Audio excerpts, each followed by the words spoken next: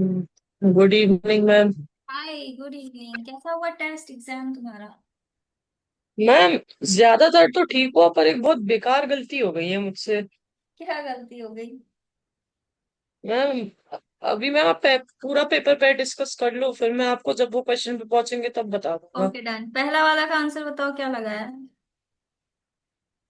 फिर हम्म, पहले वाले का सेकंड क्वाड्रेंट लगाया था शायद। हाँ, सही है। दूसरे का? 10 units. The distance of a point P from the origin. तो मतलब ओरिजिन से पूछ रहा है, मतलब कि ओरिजिन से, मतलब कि ऐसे समझ लो, 0,0 से -6,8 डिस्टेंस फॉर्मूला अप्लाई कर देंगे तो यहाँ से आ जाएगा -6 -0 का स्क्वायर +8 -0 का स्क्वायर। यहाँ से आ जाएगा 36 +8 8 जा 64। तो आंसर कितना है तुम्हारा? 10। ओके, सही है, 10 यूनिट्स। Option B. बी लगाया है? हाँ। ए तो नहीं लगा दिया? नहीं नहीं। ठीक, तो ये दोनों तो सही है। थर्ड का कितना आया आंसर? थर्ड का डी आ रहा है मेरा। थर्ड का डी आ रहा है, चेक करते हैं। If the perpendicular distance of A point P from the x axis is 5 units and उसको थोड़ा सा उस पर ले चलते हैं, इसमें जगह नहीं है लिखने की।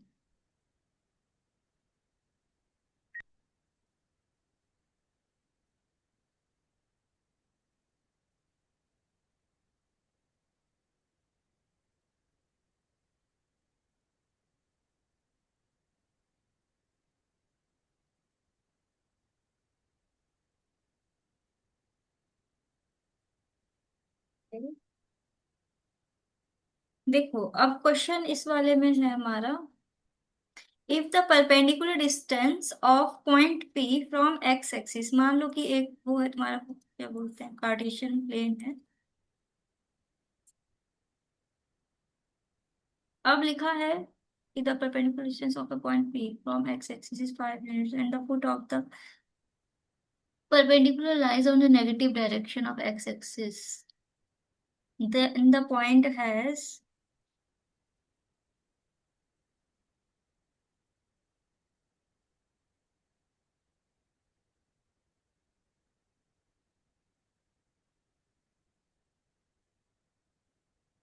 इसका क्या लगाया है? Option A. नहीं मैम, इसका मैंने डी लगाया है। डी। अच्छा, हाँ। मतलब -5 से इधर और परपेंडिकुलर डिस्टेंस से यहाँ से एक्स एक्सिस, सही है। तो उसका कोऑर्डिनेट वो हो जाएगा -5,5। हम्म लेकिन वाई कोऑर्डिनेट्स तो नीचे भी जा सकता है ना, तो इसीलिए तुमने हाँ ऑप्शन तो डी मैं लगाया वाई है। कोऑर्डिनेट। हम्म हाँ। इसीलिए तुमने डी लगाया है कि -5,5 भी हो सकता है, और क्या बोलते हैं, 5,-5 भी हो सकता है, राइट? -5 -5 हाँ। सही है, डी लगेगा इसका तो। दिमाग लगाया था तुमने, सही है। उसके बाद फोर्थ तो वाले का। मैंने वैसे डायग्राम भी बना लिया था इस क्वेश्चन का साइड में क्लियर होने के लिए। सही किया। Full answer during on the x-axis, then the point P has. Okay, correct है। क्वेश्चन 4 का आंसर कितना है? D. The decimal representation of a rational number cannot be non-terminating, non-repeating। हाँ, सही है, ऑप्शन डी। क्योंकि देखो, जो रैशनल नंबर होते हैं, या तो वो टर्मिनेटिंग होंगे, और या तो वो नॉन टर्मिनेटिंग होंगे, या तो वो नॉन टर्मिनेटिंग एंड रिपीटिंग होंगे। ठीक है, इन्हीं तीनों में से कोई होगा, लेकिन ये नहीं हो सकता, ये तो इरेशनल होता है ना, क्योंकि ऑप्शन डी करेक्ट है। हाँ। क्वेश्चन 5 का क्या लगाया? टू। सी। सी। तो इसको हमने लिखना था 1.9 के ऊपर बार एक्स की वैल्यू, फिर 10x की वैल्यू आ जाएगी तुम्हारी 19.9 के ऊपर बार, फिर 9x की वैल्यू आ जाएगी तुम्हारी 18, एक्स की वैल्यू आ जाएगी 18/9, that is equals to 2। Correct है। ये हो गया फोर्थ वाला, फिफ्थ वाला। उसके बाद सिक्स्थ। सिक्स्थ का क्या लगाया है? Real number. Every rational number is a real number. सही है। उसके बाद सेवेंथ का क्या लगाया है? B option. 108। बी लगाया है, रुको चेक कर ले। If two interior angles of the same side of a transverse unit to parallel lines in the ratio to ratio find the larger angle.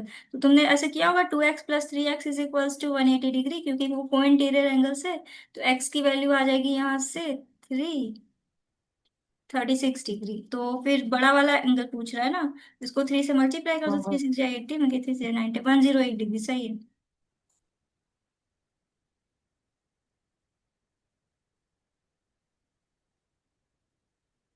इसके बाद क्वेश्चन 8 का कितना लगाया है आंसर?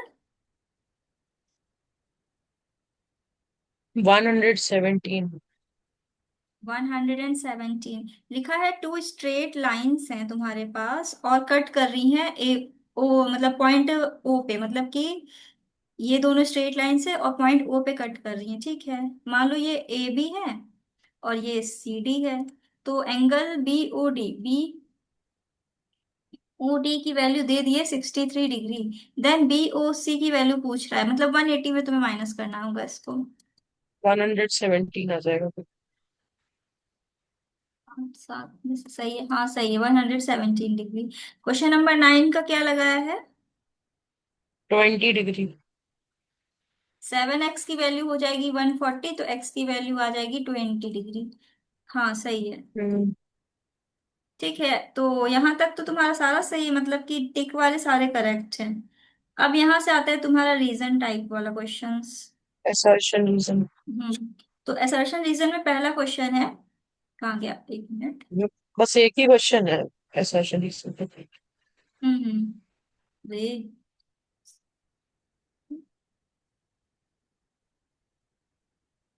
हाँ, तो इसमें लिखा है क्वेश्चन में कि डायरेक्शन इन 110, ठीक है। A statement of assertion given following, okay. √2 is an irrational number, सही है। The decimal exponent non terminating non recurring, तुम्हारा क्या आंसर है? ए आएगा इसका तो। हाँ, both statements are true and reason is correct explanation, सही है। इसके बाद केस स्टडी वाला आता है तुम्हारा question. According to a medical research, keeping an aquarium at a help with a treat stress and anxiety and blood relation related health problem. It also provides visual stimulation that boosts your focus and creativity. A sketch of an aquarium is shown in the figure. ठीक है, P is the origin। अच्छा, यहाँ पे 0 0 है, मतलब ये वाला P जो है वो ओरिजिन पे है, मतलब ये 0 0 है, ठीक है। Based on the above information answer the following. State the coordinates of H. H का कोऑर्डिनेट बताना है तुमको। एच का आया एक्स कोऑर्डिनेट, एक्स 2,4 आया इसका। सही है, 2 4। इसके बाद compute the distance of the point G from Y axis. G किधर है तुम्हारा? इसका 9 यूनिट्स आया। हाँ, वाई एक्सिस से अगर हम देखें तो 1 2 3 4 5 6 7 8 9, सही है, 9 यूनिट। इसके बाद determine the length of side. Third वाले में मैंने ये ए वाला करा था, बी वाला नहीं करा था। अच्छा, ए वाला करा था, तो मतलब एच सी फाइंड की हाँ। थी। हाँ। HCC किधर है, ये रहा। तो एच क्या है 2 5 और सी का है तुम्हारा। 2,4 एच है और सी 11,2। हाँ, 11 2 ना। हम्म। तो इनके बीच की डिस्टेंस हो जाएगी 11 - 2 का स्क्वायर प्लस 2 - 4 का स्क्वायर। तो यहाँ से आ जाएगा 9 का स्क्वायर प्लस 2 का स्क्वायर, दैट इज 81 हाँ तो प्लस 4। रूट 85 आ जाएगा फिर। हाँ, √85, सही है।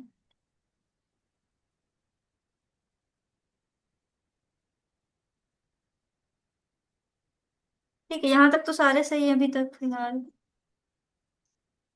इसके बाद section B, right a rational and in irrational between. ये तो मैंने बहुत अच्छे से सिखाया था, बताओ क्या लिखा है?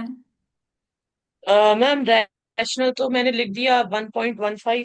1.15, 1.15। हाँ। हाँ। ठीक है, और इरेशनल में क्या डाला है? इरेशनल में मैंने कुछ तो लिखा था 2.12378, कुछ वैसा डॉट डॉट डॉट डॉट करके लिख दिया मैंने। मैंने बताया तो था कि जैसे दो नंबर्स का वो चाहिए तो तुमको अंडर रूट में दोनों का प्रोडक्ट कर देना था, याद है? मैम आपने ये भी तो बताया था कि अगर हम लोग जो है उनके बीच का कोई भी नंबर ले सकते हैं और हम्म फिर उसके आगे कुछ भी लगा सकते हैं और उसका हम्म। रिपीटिंग पैटर्न नहीं होना चाहिए, तो हाँ मैंने हाँ वैसे कर हाँ, दिया वो क्योंकि भी सही इसमें है। टाइम जा रहा था। चलो ठीक है, अच्छा क्या लिखा है आंसर बताओ। 2.12478 कुछ वैसा लिखा था। फिर ऐसे और फिर डॉट डॉट डॉट डॉट बना डॉट। दिए थे। हाँ। हाँ ठीक है, फिर मार्क्स तो नहीं काटने चाहिए। बट अगली बार से जब बिटवीन लिखा हो ना तो हमेशा ये फॉर्मूला यूज कर लेना, ठीक है।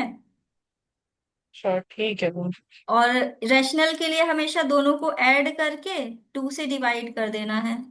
तो यहाँ से आ जाएगा 7 + 11, 3.4/2, तो आंसर आ जाएगा 2 पॉइंट समथिंग करके आएगा।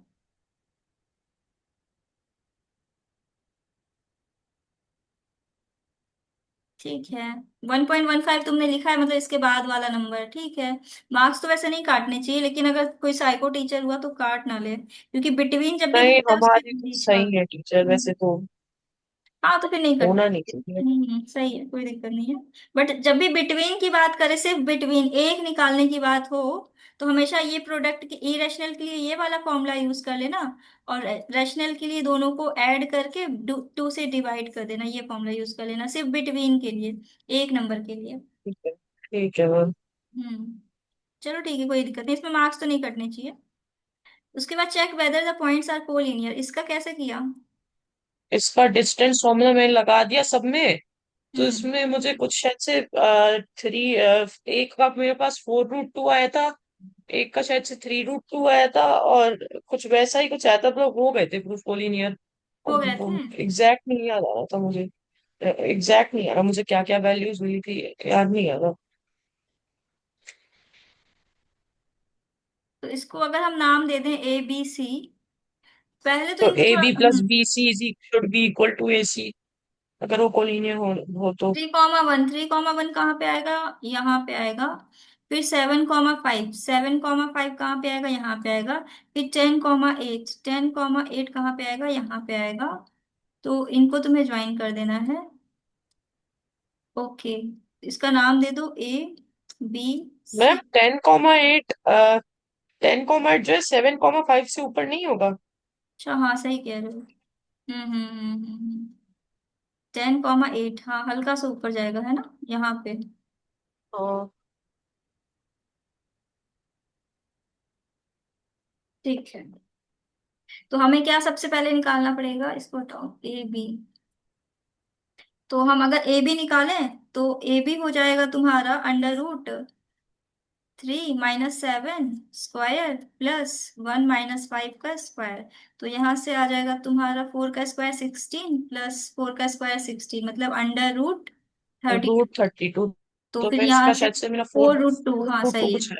हाँ हाँ सही है, 4√2 ही आ रहा है। फिर इसके बाद अगर हम लोग BC निकाल लें तो BC हो जाएगा बीसी का मेरा अंडर। शायद से 3√2 आया था। ओके, 10 - 7 का स्क्वायर +8 - 5 का स्क्वायर, तो यहाँ से आ जाएगा तुम्हारा 9 + 9 अंडर रूट, मतलब √18, मतलब कि three three root root two two 3√2, हाँ। उसके बाद अगर हम AC निकाल लें तो हो जाएगा √10 - 3। 10 - 3 स्क्वायर +8 - 1 स्क्वायर। सही है, तो यहाँ से आ जाएगा 7 का स्क्वायर 49 +7 का स्क्वायर 49, तो अंडर रूट हो जाएगा 9 9 18, 1 कैरी 4 4 8 98। तो इसको उसमें लिखेंगे तो कितना आएगा तुम्हारा। 7√2 आया था मेरा। 49 × 2 है ना, तो और 7 बाहर सेवन निकल जाएगा, √2 बच जाएगा, सही है। हाँ तो सही है, अब इन दोनों को ऐड करोगे तो 7√2 ही आएगा, है ना। सही है सही। हाँ। ओके, इसके बाद क्वेश्चन नंबर 14 का क्या लगाया आंसर, एक्स की वैल्यू। 14 में जो है मैंने क्या करा कि हम्म। हम मैंने पहले निकाल दिया 3y = 2y + 25, क्योंकि वो ऑल्टरनेट इंटीरियर हाँ एंगल्स हैं। हाँ अब इसके बाद जो है 3y, तो अब 3y = मेरा 25 आ गया। सही है। अब ये y = 25 मैंने 2y + 25 में सब्स्टिट्यूट कर दिया। और हम्म 2y + 25 = x + 15। हम्म। क्योंकि वो वर्टिकली अपोजिट है, तो x मेरा वहां से 10 नहीं आया, मेरा 60 आया था x मेरा। मैं एक्स। वो 2y + 25 फिर 75 आ अच्छा गया हाँ ना। हाँ हाँ, 2 आई था, ओके। तो यहाँ से इसका मतलब हो जाएगा 50 + 25 = x + 15। x + 15।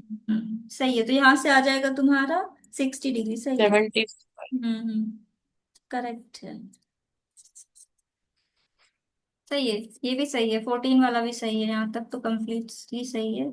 इसके बाद 15 वाले का आंसर क्या किया तुमने? 1223/990 आया मेरा। चलो चेक कर लेते हैं। तो सबसे पहले तो तुमने एक्स सपोज किया होगा 1.2 और 3 5 के ऊपर बार, फिर तुमने 10x किया होगा, तो ये 2 बाहर आ गया होगा, तो 12.35 के ऊपर बार। फिर उसके बाद तुमने 100 से हाँ मल्टीप्लाई किया होगा, तो यहाँ से आया होगा 1000, यहाँ पे आया होगा 1235.35। अब इन दोनों को तुमने सब्ट्रैक्ट किया होगा, तो यहाँ से आया होगा हाँ तुम्हारा 099x इज इक्वल्स टू, इसमें से 12 गया, बचा यहाँ से 3 2 2 1 1 2 2 3, ठीक है। एक्स की वैल्यू आएगी 1223 डिवाइडेड बाय 990, राइट? हाँ, यही यही आई है ना? मेरी। हाँ, तो यही हाँ, सही करेक्ट है।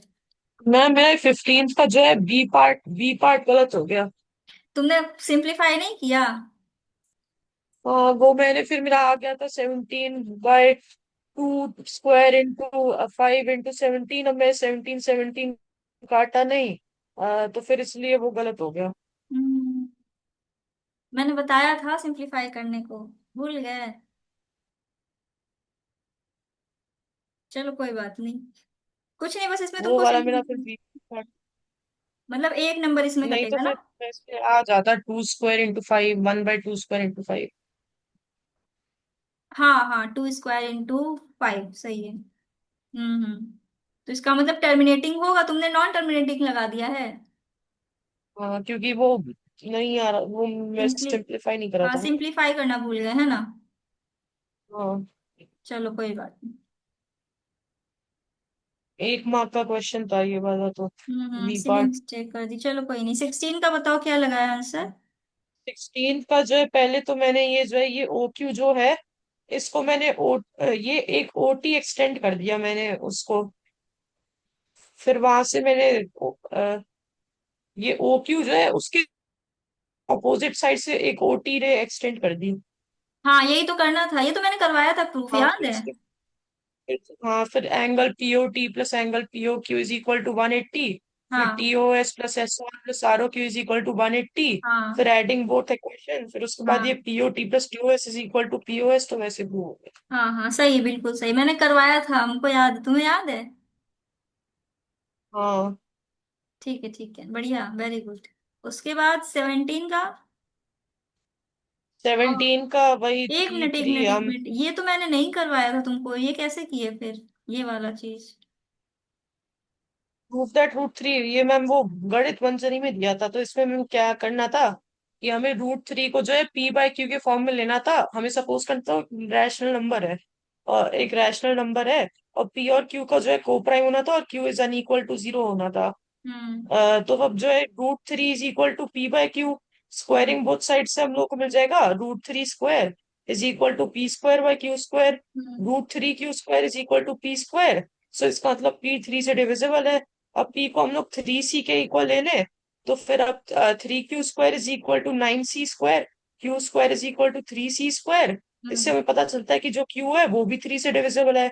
पर हमने पहले तो लिखा था कि को प्राइम है पी और क्यू, तो इसलिए हमारी अजम्पशन रॉन्ग आ जाती है, और रूट 3 एक इरेशनल नंबर है। हाँ बिल्कुल सही है, और इसको रिप्रेजेंट करना तो मैंने सिखाया था, ये क्लास 10th का हाँ, क्वेश्चन था, मतलब 10th की आर एस अग्रवाल में दिया है ये वाला क्वेश्चन। तो गणित तभी मंजरी में। गणित मंजरी में था वैसे। अच्छा ये अच्छा, आ गया 9th के समझ गए सिलेबस में। समझ गए समझ गए, ठीक है, बस यहीं तक था कि और आगे है? बस मैम 1 घंटा ही था ना, 1 घंटे में ही पेपर फुल था आएंगे बस। मार्क्स तुम्हारे पास, वही एक नंबर कट रहा है तुम्हारा हाँ, टर्मिनेटिंग वाले में। तो 29/30, 28 अब आ जाने चाहिए। हाँ आराम कहीं से। 1 2 मार्क्स तो कहीं इधर उधर कट ही नहीं नहीं जाएगा नहीं कुछ कटेगा, छोट। आहा, नहीं कटेगा, 29 आएंगे पक्का।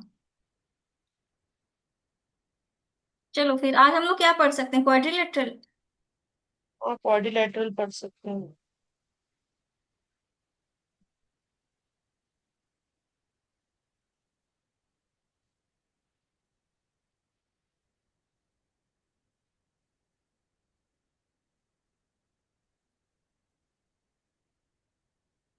तो मैम वो मुझे इसलिए लग रहा है आधा 1 मार्क और कट जाए, क्योंकि मैम ये जो लास्ट वाला क्वेश्चन था, prove that root 3 is a rational number and represent it on a number line, वो मैंने ना और तब मेरे पास बस 5 सेट बचे, तो मैंने बहुत जल्दी में करा था वो क्वेश्चन, इसलिए वहां पे मुझे लग रहा है आधा एक नहीं मार्क नहीं, कट अगर सकता तुमने है। जितना स्टेप्स बताया है मुझे, ये स्टेप्स अगर तुमने लिखे भी हैं, रफली भी लिखे हैं, जल्दी रनिंग हैंड में भी, तो भी मार्क्स मिल जाएंगे।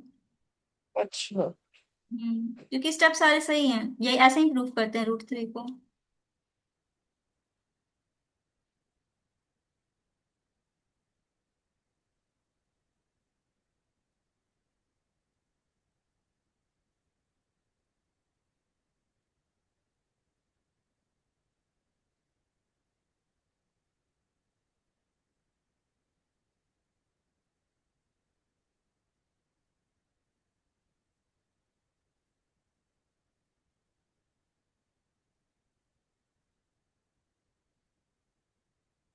ये हम लोग कहाँ पे थे, थ्योरम्स हो गई थी ना सारी इसकी, कि नहीं हुई? पैरेललोग्राम की चिंता हो गई थी कहाँ तक हो गई सारी। थी इसकी थ्योरम्स?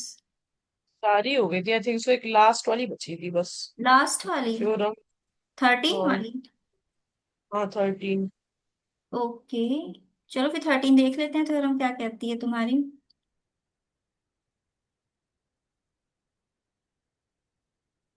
लिखा है, if the diagonals of a quadrilateral are equal and bisect each other at right angles, then prove that the quadrilateral is square.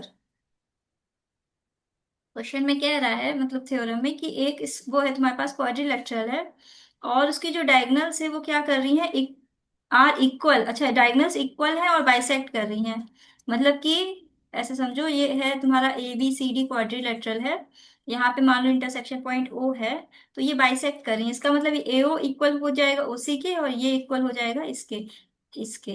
तो इसका मतलब ये दोनों ट्रायंगल्स तो वो हो जाएंगे ना, क्या बोलते हैं, कॉन्ग्रुएंट। वो जैसे ही कॉन्ग्रुएंट होंगे, क्या प्रूफ करना है, bisecting prove that quadrilateral square, हाँ ठीक है। तो वो जैसे ही कॉन्ग्रुएंट होंगे, ये दोनों साइड इक्वल हो जाएगा, तुम्हारा ये वाला साइड इसके इक्वल हो जाएगा सीपीसीटी से। और उसी तरह सिमिलरली ये दोनों ट्रायंगल्स को हम कॉन्ग्रुएंट दिखा देंगे, तो ये अपोजिट, ये वाला साइड इसके इक्वल हो जाएगा। उसके बाद ये क्या बोलते हैं, उसके बाद ये साइड कॉमन, ये इक्वल इसके, और the diagonals are equal bisect each other, हाँ बाइसेक्ट एट 90 डिग्री है ना, तो इसका मतलब यहाँ पे 90 डिग्री बनेगा, तो इन दोनों ट्रायंगल्स को फिर कॉन्ग्रुएंट दिखा देंगे, तो यहाँ से तुम्हारा फिर ये वाला साइड इसके इक्वल आ जाएगा, तो हो गया सारे साइड्स इक्वल। आया समझ में कुछ? इसमें क्या करना था हमें, कॉन्ग्रुएंट ट्रायंगल प्रूफ करने थे। इसमें बेसिकली तुम्हें प्रूव तो करना है कि ये क्वाड्रिलेटरल जो है वो स्क्वायर है, ये तुम्हें शो करना है। अब हाँ, दिया है हमें हमें इसे, सारे sides equal, diagonal equal proof करने हैं यानी। डायगोनल्स ऑलरेडी इक्वल है, गिवन है, 90 डिग्री पे इंटरसेक्ट कर रहे हैं, हाँ, ये भी गिवन है, बाइसेक्ट कर रहे हैं, ये भी तो गिवन है। फिर अब हम बस वही, फिर हम लोग एबीओ और एडीओ को हम लोग इक्वल प्रूफ कर लिए, तो फिर अब ये AO is equal to O A. Hmm फिर जो है कि हाँ, ये 90 डिग्री हमें गिवन है।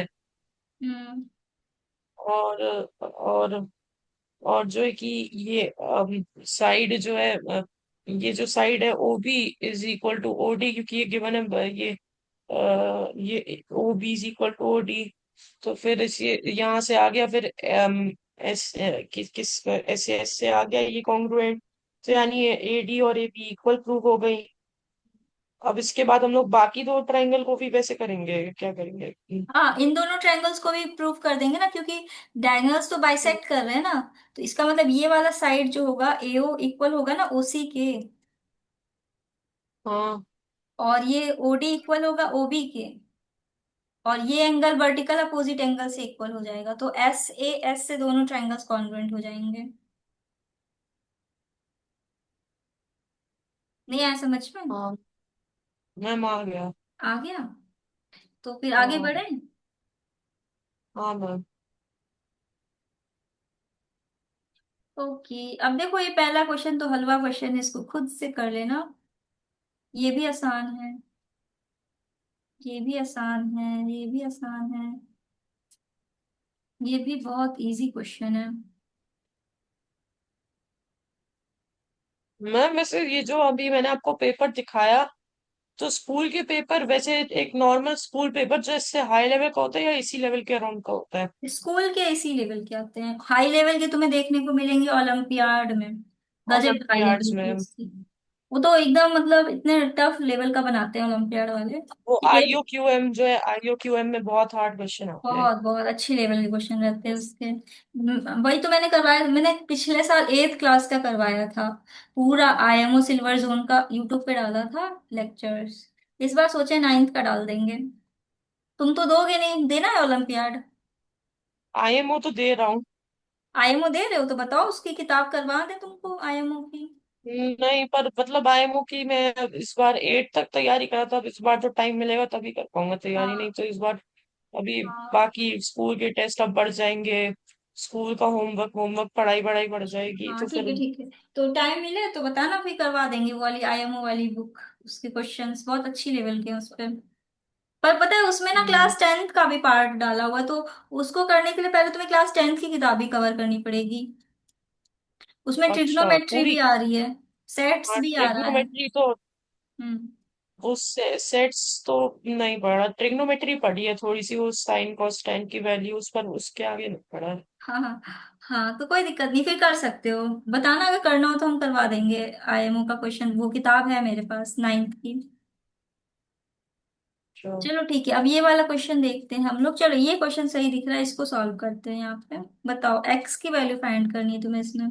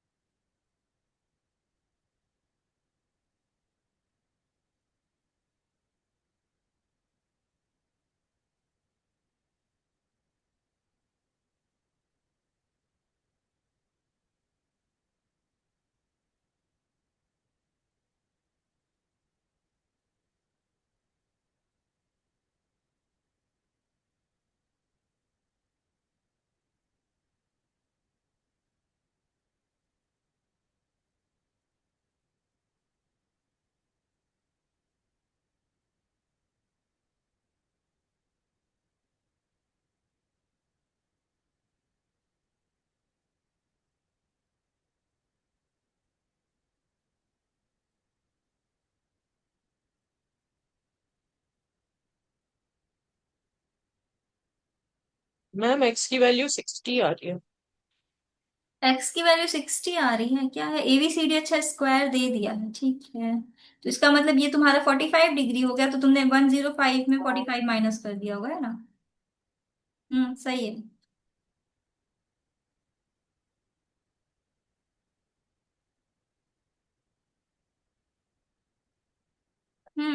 ये वाला लगाओ यहीं पे।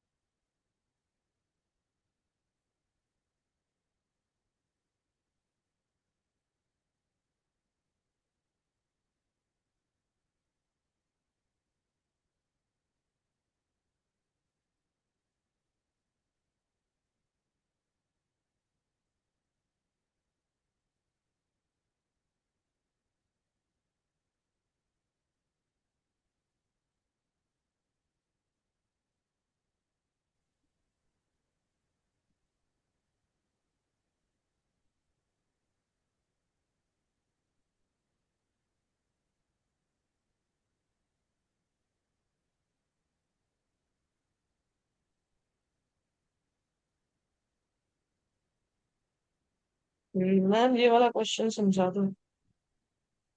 देखो इसमें क्वेश्चन में लिखा है in the adjoining figure A B C D is a parallelogram. Okay, अब देखो क्या तुम्हें गिवन है कि मतलब ये ए बी सी डी जो एक पैरेललोग्राम है, and X and Y are the points on the diagonal B D such that dx is equals to B Y. dx is equals to B Y मतलब ये और ये क्या है, इक्वल है तुम्हारे। ओके, प्रूव करना है कि हाँ see ma'am. X A Y is a parallelogram, मतलब कि ये जो है फिगर जो आएगा हमारा ये वाला, ये जो है तुम्हारा एक पैरेललोग्राम होगा।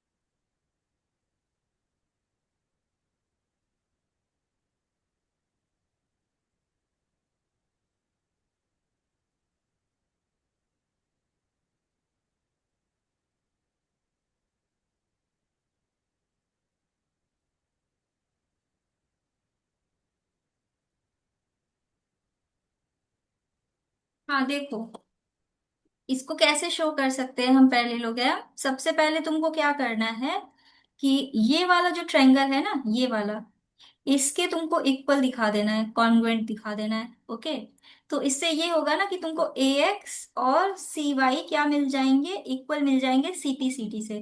क्योंकि जब ये दोनों ट्रायंगल्स तुम्हारे कॉन्ग्रुएंट होंगे, ये सीपी सीटी से फिर इक्वल हो जाएगा ना। तो तुम्हें सबसे क्या पहले क्या करना है, in a triangle A A X T and triangle A X T इधर से ले रहे हैं तो हम इधर से लेंगे सी वाई बी। सी वाई बी, ठीक है, ये दोनों ट्रायंगल्स लेंगे हम लोग। तो इन दोनों ट्रायंगल्स में हमें क्या क्या गिवन है, गिवन है हमें dx equals to dx is equals to B Y, ये गिवन है क्वेश्चन में। उसके बाद अब तुम देखो कि ये जो था ये तो डायगोनल था ना, बीडी मतलब ये स्ट्रेट लाइन है, तो इसका मतलब ये एंगल और ये एंगल क्या होंगे, अल्टरनेट इंटीरियर एंगल होंगे। तो हम यहाँ से कह सकते हैं angle A D x, A D x equal हो जाएगा एंगल सी बी वाई के, सी बी वाई के बाय अल्टरनेट इंटीरियर एंगल, ठीक है, बाय अल्टरनेट हाँ इंटीरियर मैम। एंगल्स। अब इसके बाद तुम देखोगे कि एडी इक्वल हो जाएगा, एडी इक्वल हो जाएगा सीबी के, क्योंकि अपोजिट साइड्स इक्वल होते हैं पैरेललोग्राम के, और एबीसीडी एक पैरेललोग्राम है, ये क्वेश्चन में गिवन था। Opposite sides are equal in ABCD parallelogram, ABCD parallelogram.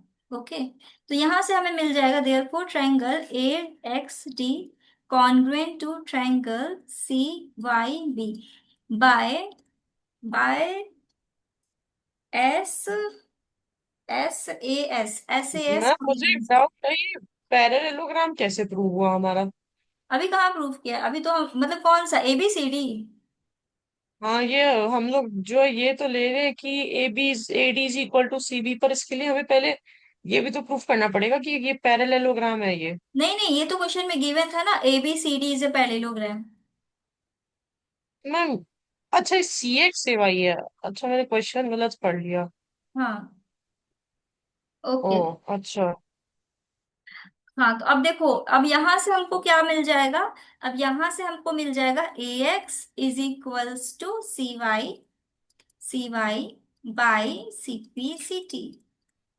बताओ, यहां तक कोई कंफ्यूजन? नहीं मैम। अब देखो, ये वाला चीज जो था ना, ये चीज तुम्हें प्रूफ करना था यहाँ पे। तो ये सेकंड वाला तुमने ऑलरेडी कर दिया प्रूफ, ठीक है, ये सेकंड वाला प्रूफ हो गया। अब ये वाला ट्रायंगल तुम्हें प्रूफ करना है, ठीक है, ये वाला। In a triangle ABY and triangle CDX, इन दोनों ट्रायंगल्स को ले लो। तो इन दोनों ट्रायंगल्स में ABY, देखो ABY, तो तुम देखोगे कि जो ये एंगल होगा हमारा, ये इसके इक्वल हो जाएगा। मतलब एंगल ए, ये वाला अगर हम एंगल देखें तो एंगल AB इक्वल है एंगल सी डी एक्स के बाय अल्टरनेट इंटीरियर एंगल, ठीक है। ये अल्टरनेट इंटीरियर एंगल से इक्वल है। इसके बाद तुम देखोगे कि AB इक्वल हो जाएगा CD के, और ये अपोजिट साइड्स वाला है सीन, है ना। Opposite sides are equal of एक पैरेललोग्राम। उसके बाद तुम देखोगे कि तुम्हें क्या मिल रहा है। हाँ, ये चीज क्या बोलते हैं, BY, हाँ BY इक्वल है DX के, ये गिवन है तुम्हारा, ये गिवन था। तो यहां से तुमको मिल जाएगा, ये दोनों ट्रायंगल्स कॉन्ग्रुएंट हैं, ABY is congruent to triangle CDX by SAS। अब यहां से तुम कह सकते हो कि फिर AY इक्वल हो जाएगा किसके?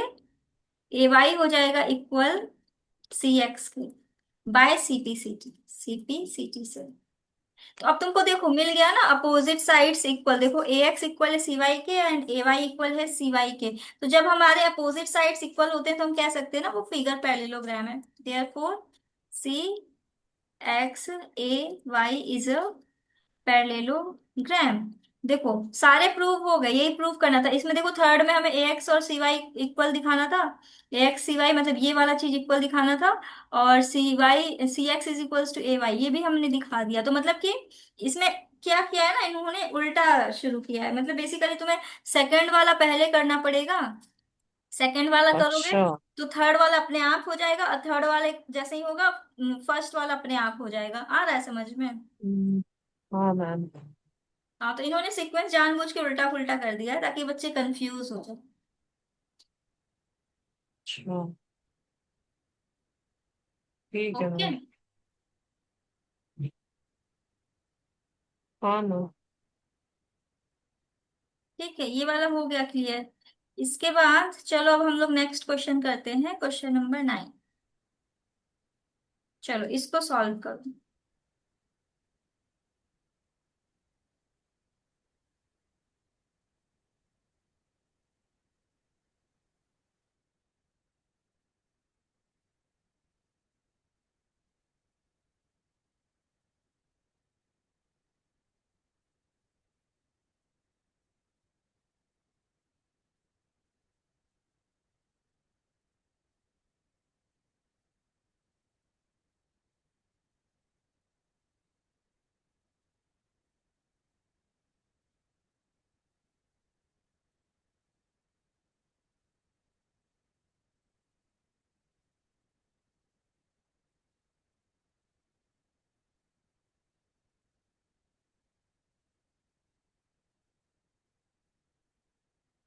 मैम, इसमें तो बस यही करना होगा कि कि जो है कि मतलब जो है कि एंगल वन प्लस, मतलब मैम जैसे कि ये एंगल वन और एंगल टू हमें गिवन है, तो हम लोग इसको ले लेंगे 2 angle 1 plus 2 angle 2 is equal to 180 degree, क्योंकि angles on adjacent angles equal 180 degree.